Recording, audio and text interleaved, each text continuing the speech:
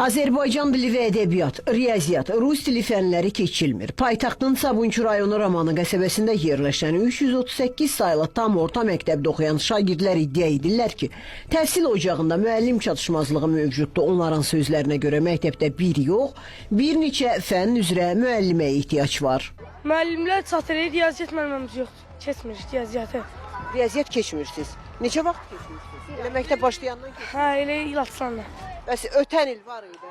Hə, ötən ildə 2 aydan sonra gəldilər. Bir dənə müəllimə var idi, o gəlmirdi. Riyaziyyat müəlliməniz neçə vaxtı yox? Məktəb açılandan yoxdur. Ötən il keçirdi. 6 ay keçmədi keçən. Keçən ildə 6 ay keçirdi. Bəli, keçmədi. Bizə rus dili keçilmir başlayandan. Texnologiyada arada gəlir, arada gəlmir. Müəllim yoxdur, yoxsa dərs keçirir? Rus dili müəllimi deməli ki, məktəbdə yoxdur, elə görsənir. Bəzi fənlər keçirir, amma əsas fənlərdən riyaziyyat keçilmir. Əvvəl 5-ci sinifdə oxuyanda rus dili arada bir gəlirdi. Riyaziyyat isə bu ildən. Bəs bu fənləri necə öyrənirsiniz? Hazırlığa gedirsiniz əlavə, yoxsa elə qalır? Xeyr, qalır.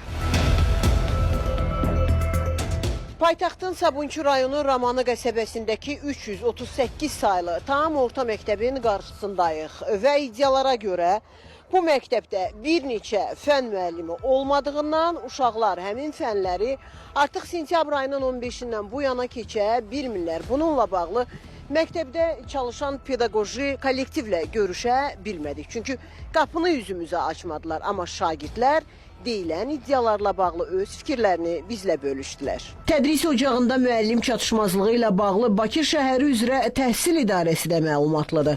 İdarədən Xəzər xəbərə bildirildi ki, paytaxtdakı 338 nömrəli tam orta ümumi təhsil məktəbi bu dərs ili üçün 7 fənn üzrə vakansiya təqdim edib. Müəllimlərin işə qəbulu müsabiqəsi vasitəsilə 5 vakant yer müəllimlə təmin edilib.